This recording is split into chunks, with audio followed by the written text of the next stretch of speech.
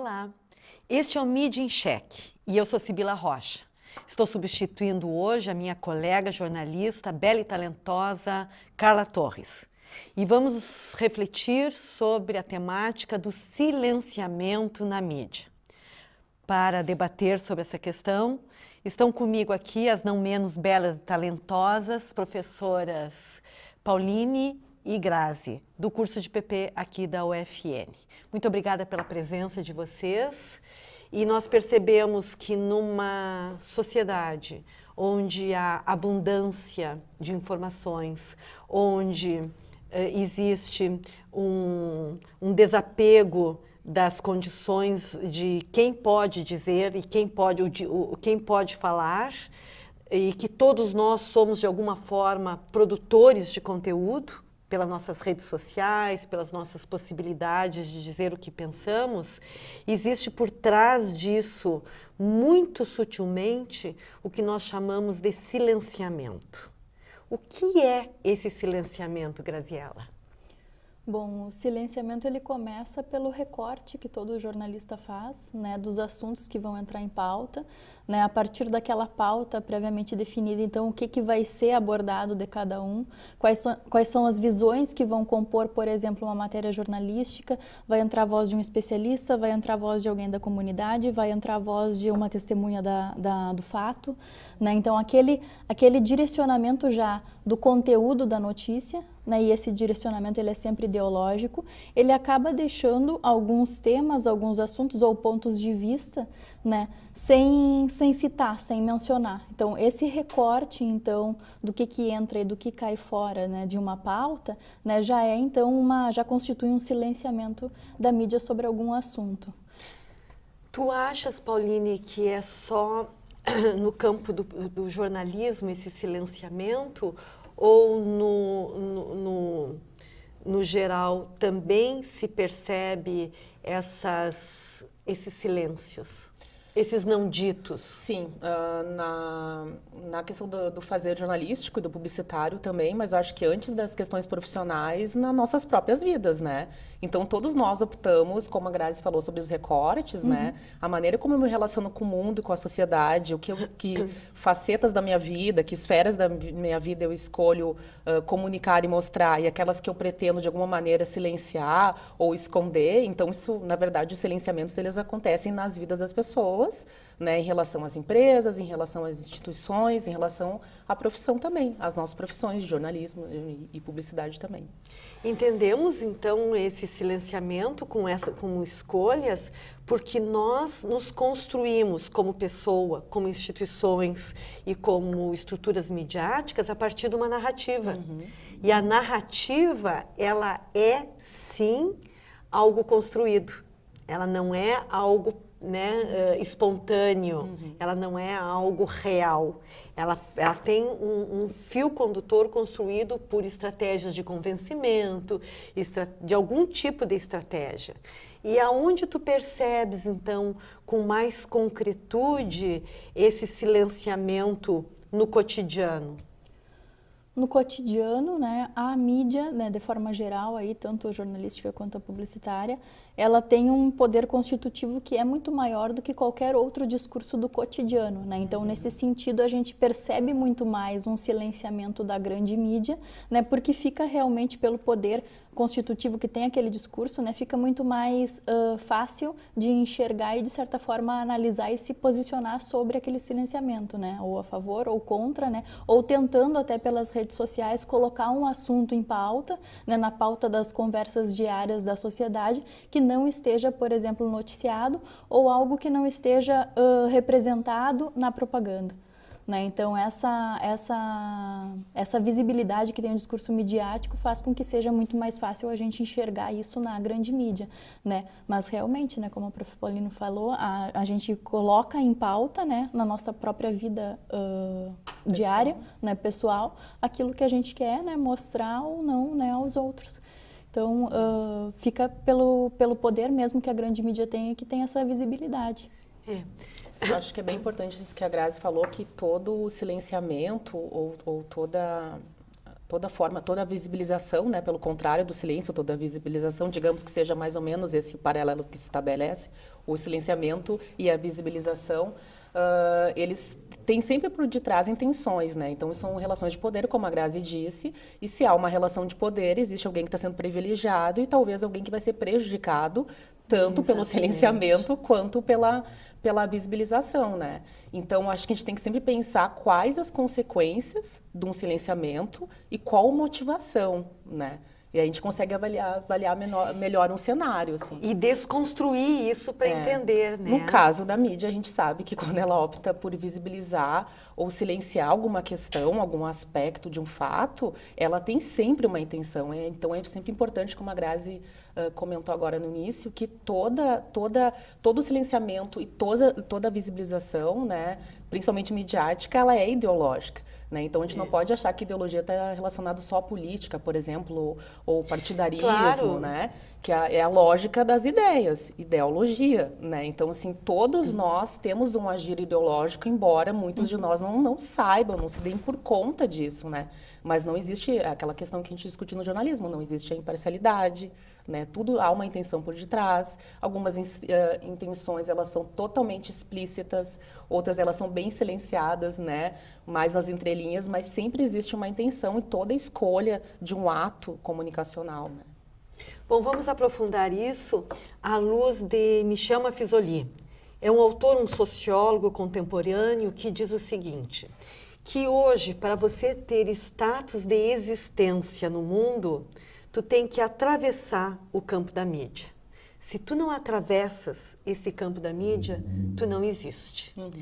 Baseado nessas situações, dessa visibilidade, nesse glamour também, né, que a visibilidade traduz, tem alguns paradigmas que estão sendo de alguma forma desconstruídos.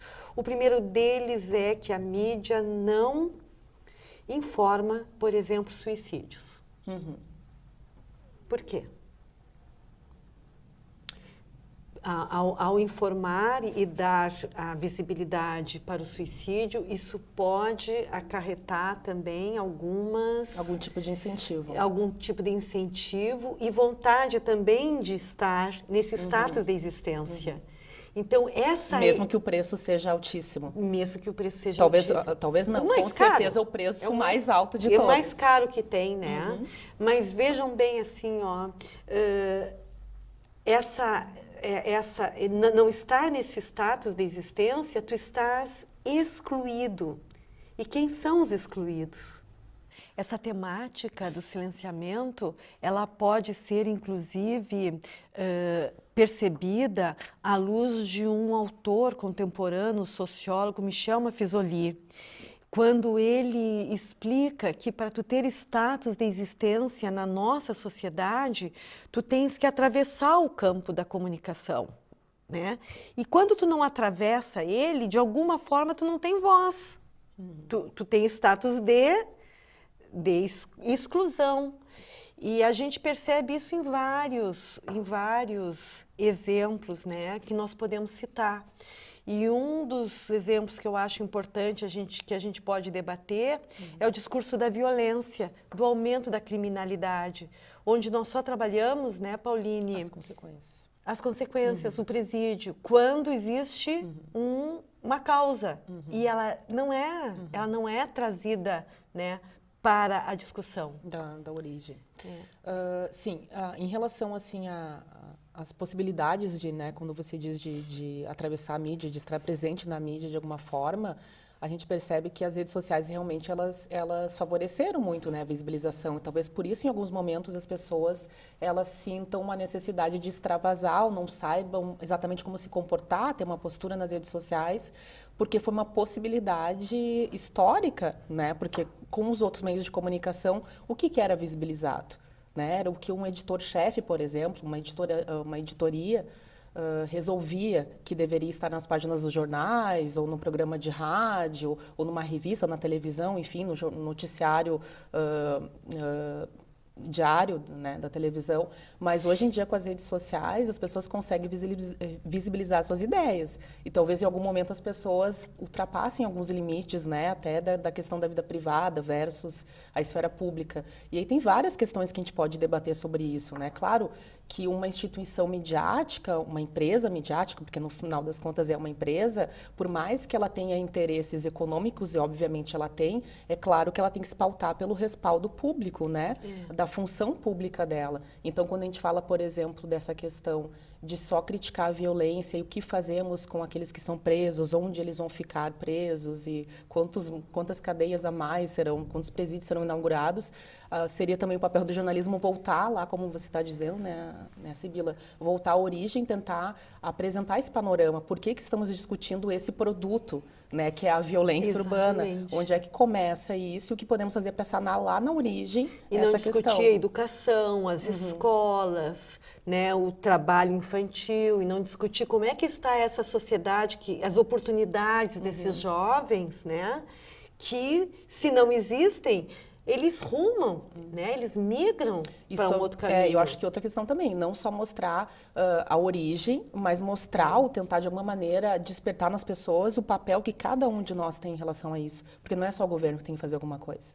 Todos nós podemos fazer alguma coisa. Acho também. Né? Essa questão de inquietar as pessoas em relação a isso. Não é só você ver um cenário desastroso, saber que você é vítima desse cenário da violência, por exemplo, né? Contemporânea, urbana que seja, mas o que eu, como cidadão, posso fazer da minha parte. E existem possibilidades que você pode fazer para tentar mudar essa realidade, não só se sentir vítima dela. Mas né? isso eu acho que passa também por uma construção de cidadania. Exatamente. Que tu tem que ter.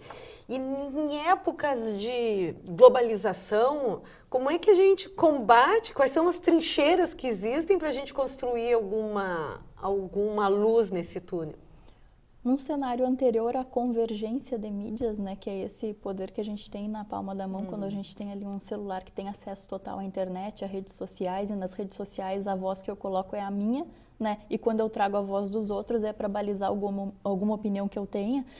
Então, nesse cenário de convergência, aquele mecanismo, aquele fluxo anterior que era do topo para a base, então deu uma grande mídia para milhares de pessoas, né? E essas pessoas tratadas como uma massa que não tem opinião própria, que tem uma opinião a ser construída, então por essa grande mídia, essa relação, esse fluxo, né? Ele se desconstrói. Então a gente tem da base para o topo. Né? Então, importa a opinião, as vozes da base, então, daquelas pessoas que estão ali, que são individuais, né? Como que elas começam, então, a afetar a grande mídia? A partir do momento que elas veem que elas têm tecnologias para isso, né? Que não dependem mais só do espaço da rua para tornar um assunto público, né? Elas têm um espaço que ele é totalmente virtual, e ali elas podem subir tags, subir hashtags, né? Colocar um assunto em pauta, né? Colocar um assunto nos tópicos do Twitter mais comentados, né, para assim então sinalizar que tem algo acontecendo que não está sendo noticiado ou não está sendo mostrado ou discutido até pela publicidade, né, e daí colocar isso então naquela pauta dos assuntos do dia. Então tem meios, né, e esse meio na verdade é o acesso à tecnologia. Né, que ele mais do que nunca ele democratiza, né, as vozes, né, pelo poder de colocar, né, em foco uma questão que ela está silenciada. Entendo, Grazi. E tem tido um funcionamento interessante, né? A gente pode observar, um fenômeno contemporâneo, porque a gente vê que muitas pautas da grande mídia estão vindo por manifestação das pessoas via internet, né? Elas querendo que o tema seja debatido, um tema talvez silenciado, e elas provocam que os outros demais meios de comunicação tradicionais discutam essas questões. Entendo. E eu acho também importante a gente resgatar o papel da comunicação comunitária, o papel dos veículos da sua cidade, regionais que tenham um comprometimento, que tenham a sua identidade ligada ao seu entorno, né? Nós somos aqui na TV UFN um exemplo também de debates onde buscamos temas educativos relacionados com o fazer acadêmico, mas que também estão ligados a nossa sociedade, né? A nossa E que na região. maioria das vezes não fazem parte da grande discussão, né, E da também mídia não como fazem ação. parte da grande discussão da mídia, né? Mas que abre leques de opções, né? E saber optar e onde buscar, eu acho que também é um dado importante. Enfim, discutir sobre essas temáticas, desconstruir esse poder midiático de poder dizer, poder julgar, poder sentenciar e poder dar essa visibilidade é uma das tarefas de quem pensa a mídia na comunicação, né? Nós vamos continuar sobre esse tema, buscando alguns exemplos mais concretos do que as pessoas querem também consumir a mídia no próximo bloco. Não saia daí.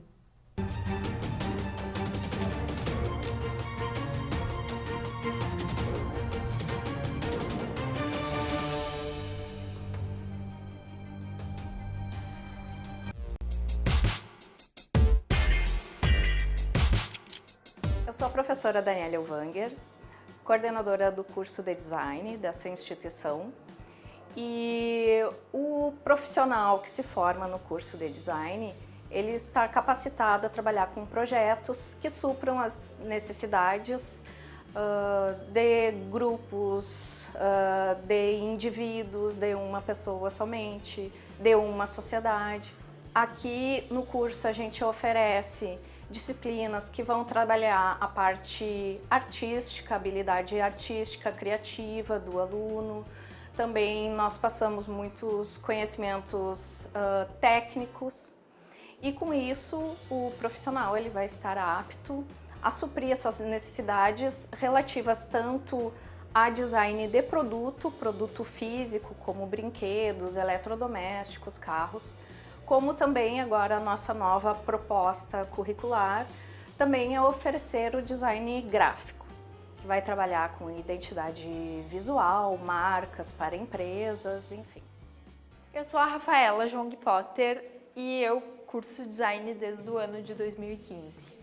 Desde que eu entrei no curso, eu fui me achando cada vez mais e eu tenho a certeza de que é isso que eu quero levar para minha vida. Tem muitas disciplinas que te ajudam a entender com o que tu vai trabalhar daqui a um tempo, a ter uma visão mais ampla, assim, de tudo que tu tem a teu favor para seguir isso que tu escolheu. E cada semestre é uma descoberta nova, são novas formas de aprender e tudo isso a gente vai somando cada vez mais e quando chega no final a gente se sente cada vez mais pronto para encarar o mercado de trabalho e o que eu tenho para dizer é que foi uma escolha muito certa. O curso tem tudo que a gente precisa para seguir em frente, tem todos os recursos, dá tudo que a gente precisa, tanto infraestrutura quanto profissionais ótimos que estão sempre na nossa volta nos apoiando. E hoje eu posso dizer que eu sou uma pessoa muito mais madura e muito mais certa do meu futuro, muito por ter entrado nesse curso muito bom, que foi sempre o que eu quis fazer e cada vez me surpreende mais.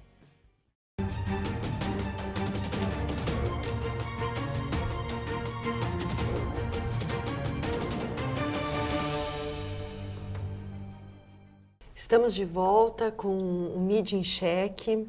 Hoje, trabalhando um tema mais complexo, que é o silenciamento midiático, ou seja, o que não é dito, o que não tem status de existência na mídia, mas que eles está no cotidiano da nossa sociedade. Estamos aqui com a professora Graziella, a professora Pauline, e vamos agora então saber o que as pessoas pensam nas ruas sobre os assuntos que elas gostariam de enxergar, de assistir e de entender nos meios de comunicação.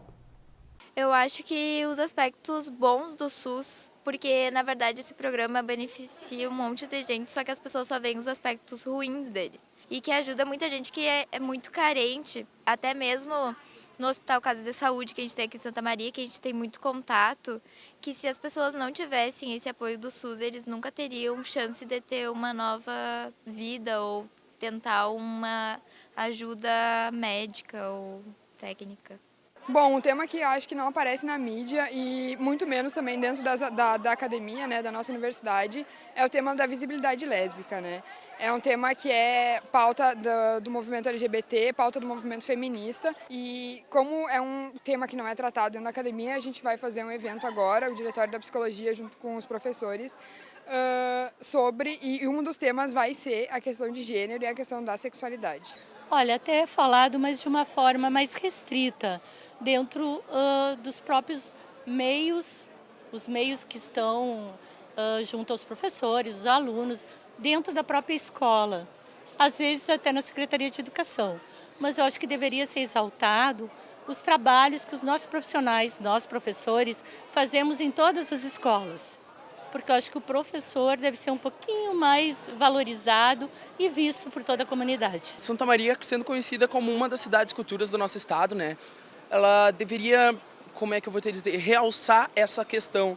Porque a cultura, às vezes, está no nosso meio ambiente, está no nosso dia a dia, né? Eu, como músico de rua, faço o meu trabalho que, no sentido de arte, né, que eu trago para a galera escutar uma música no seu dia a dia e também porque a gente quer que essa cidade cresça, que essa cidade se desenvolva não só nos sentidos econômicos ou em outros sentidos, mas também no sentido cultural.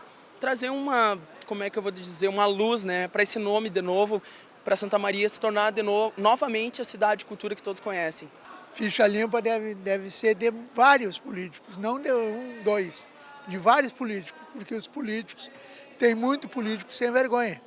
Tá? Desculpa falar, mas é a verdade. Significativas essas falas, né?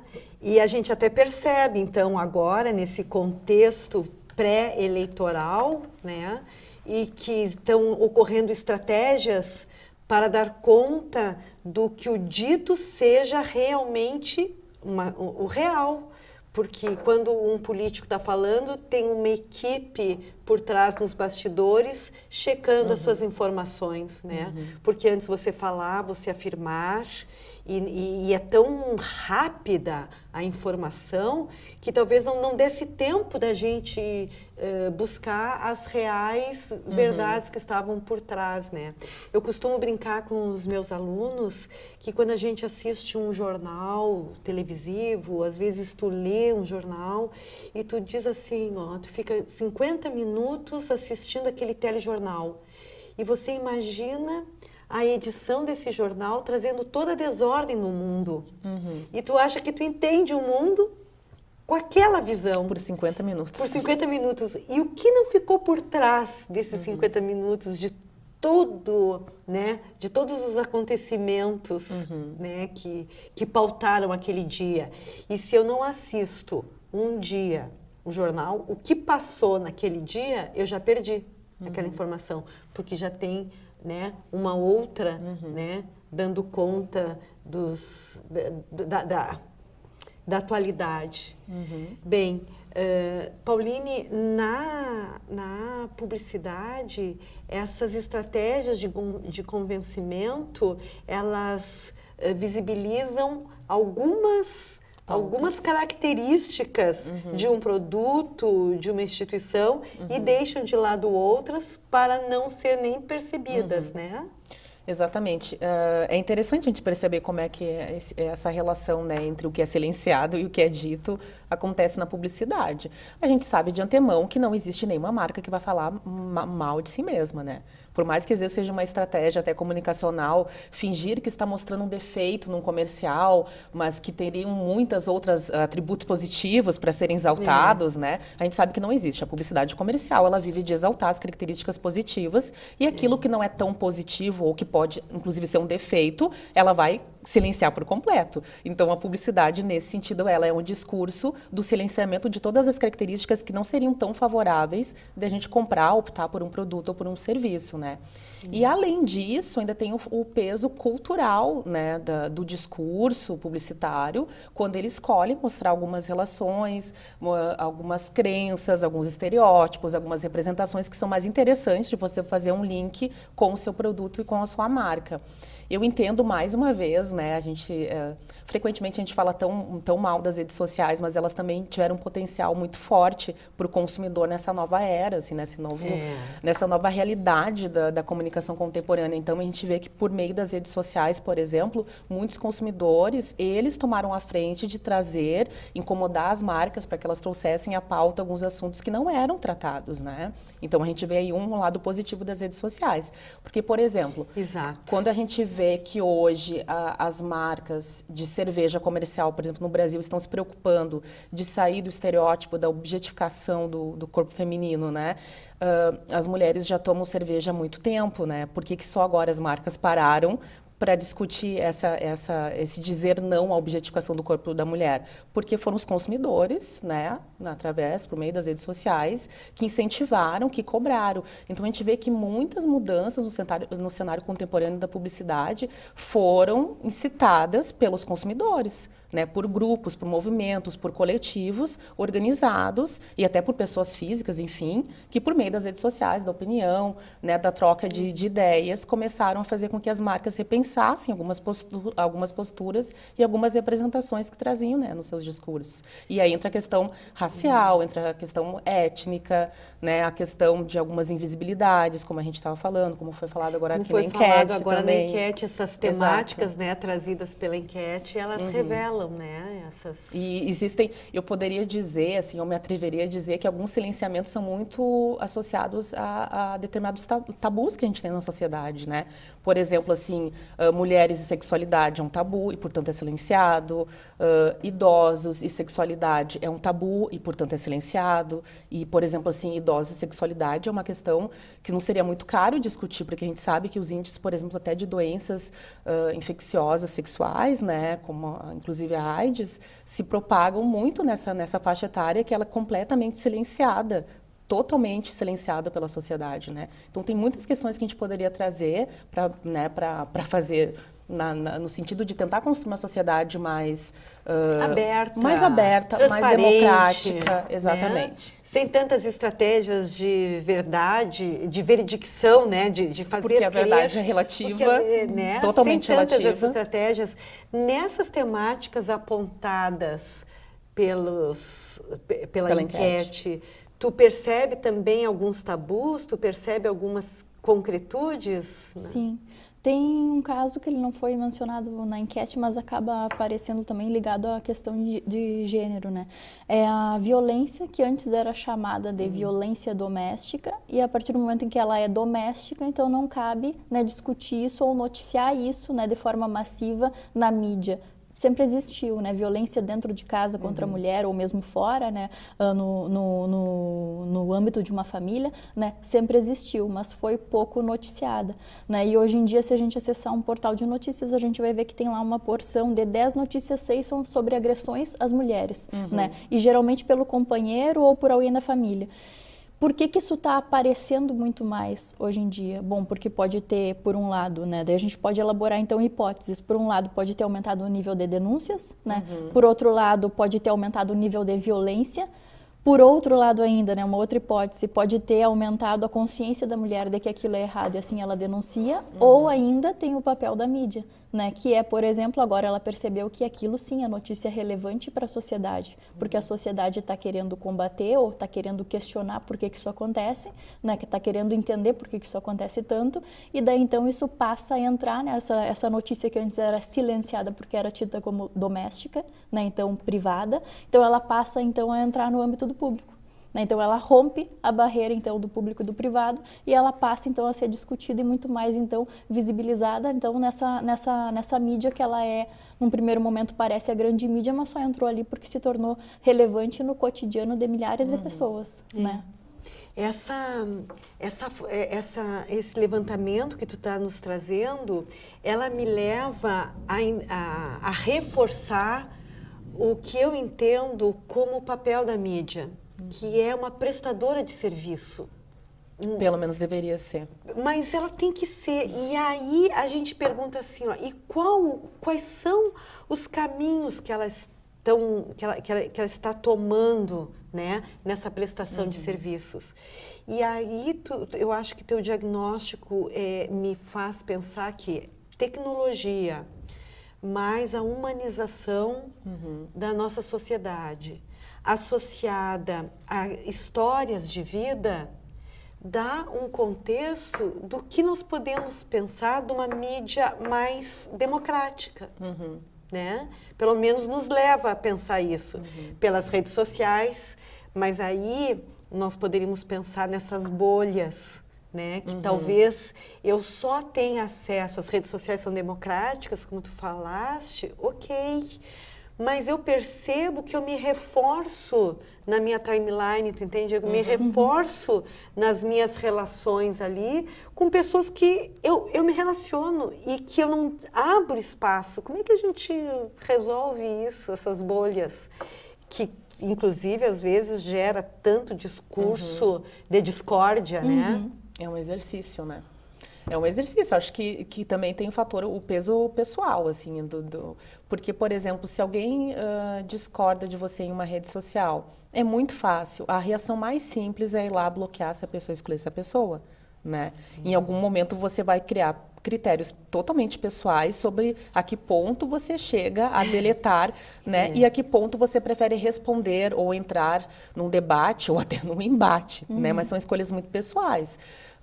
Esse filtro, eu acho que, inclusive, a gente deveria pensar numa educação para a mídia, né? Porque lidar com redes sociais é lidar com mídia, são empresas de comunicação, são veículos de comunicação, todos esses que a gente circula, que a gente tem baixado os aplicativos no smartphone, por exemplo, são empresas de comunicação. Então, a gente sabe que tem interesses comerciais ali, né, que mantêm essas relações, algoritmos e tudo mais, mas sim tem a finalidade social e cultural dessas trocas simbólicas que acontecem ali. Como cada um vai se comportar nesses espaços, a gente poderia ter, inclusive, alguns mecanismos de educação para a mídia. Em que momento eu consigo filtrar, né, essas questões? Eu gosto desse tema de educar para a mídia, de desconstruir esse papel de status da mídia como alguém que só os olimpianos estariam ali presentes, né?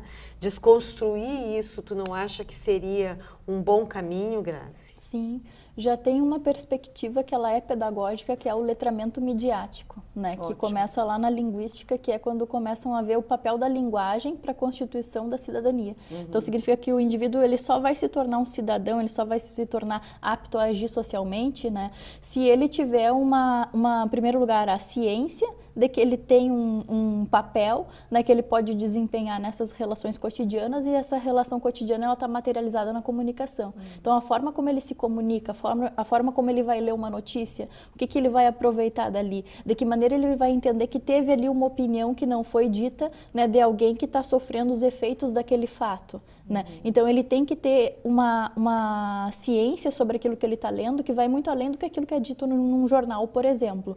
Né? E aqui eu estou falando de jornal por ser o exemplo mais prático de como a mídia acaba entrando no cotidiano. Né? Mas essa perspectiva, então, de letramento midiático é justamente estudar, trabalhar as habilidades com que as pessoas, né, lidam com as tecnologias, para assim elas compreenderem a comunicação midiática. Né? Então, essa perspectiva pedagógica aí já está sendo desenvolvida desde 96, né, com a Escola de Nova Londres, que é a que propõe então o multiletramento então como uma metodologia então para trabalhar essa habilidade. E tu conheces exemplos que já estão acontecendo nesse sentido aqui em escolas? Sim, em escolas a gente vê isso muito nos projetos de educomunicação, por exemplo, né, que eles trabalham como que a mídia pode ajudar naquele âmbito ali, que é um âmbito de ensino, né, mas assim visando ao papel que aquele aluno vai ter a partir do momento em que ele coloca o pé na rua, né, e passa então a integrar a sociedade. Então a vida dele, né, passa a ser afetada pela sociedade, e a sociedade também é afetada por ele, né, por aquilo que ele faz. Porque não poderia ser diferente numa sociedade que nós vivemos, que o fio condutor é a mídia. E sendo isso, nós temos que estar preparados, educados para conviver Desde com a ela. escola. Existe uma etiqueta né, social para nós nos comportarmos também, né, nas nossas redes sociais. Acho que também temos que ter uma conduta né, nessas redes sociais e entendê-las. No momento que a gente entende, a gente consegue aí se movimentar sobre elas, né? Bem, para finalizar, eu vou perguntar para a professora Graciela, doutora em semiótica, se o silêncio ele produz efeitos de sentido. Ou seja, o silêncio tem significado, professora? Tem. Todo o uso da linguagem é ideológico. O que isso significa? A língua, né, pensando então na língua, então o sistema linguístico, né, de signos linguísticos, ele está disponível a qualquer um. A partir do momento que qualquer um vai lá, né, e lança a mão então de signos desse sistema, né, para fazer uso na sua linguagem ou na maneira como vai interpretar ou como vai selecionar o que vai dizer, né, todo esse uso da linguagem ele é sempre ideológico, né, e o ideológico ele não é sinônimo de partidário de forma nenhuma, né, é sinônimo de interpretação de mundo.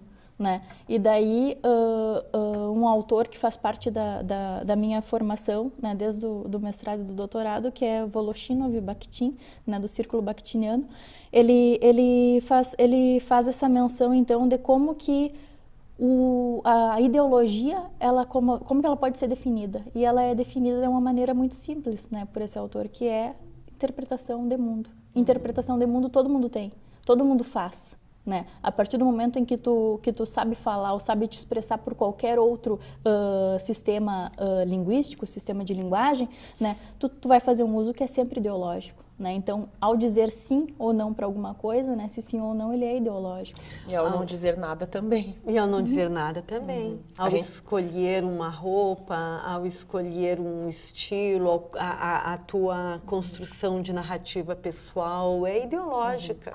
É aquilo que a gente diz, uma não resposta, a ausência de uma resposta também é uma resposta, né? Então, o silenciamento tem muito significado, e aí o significado vai mudar de acordo com os atores ali envolvidos, de acordo com o contexto, com a questão que está sendo discutida, né? Enfim, é um tema que a gente poderia continuar aqui conversando por mais tempo. O nosso ponto final agora é estratégico, temos um tempo, mas esse assunto ele é pertinente nos 2 cursos de comunicação. Nós continuamos debatendo, estudando em sala de aula. Esse é um tema que não acaba aqui. Nós levamos ele para a sala de aula, nós conscientizamos nossos alunos de jornalismo e de publicidade sobre o papel da linguagem dita e não dita. Em alguns momentos nós falamos do branco e do preto, né? Entendendo como o branco um silenciamento, o preto que está escrito também, o que é visibilizado.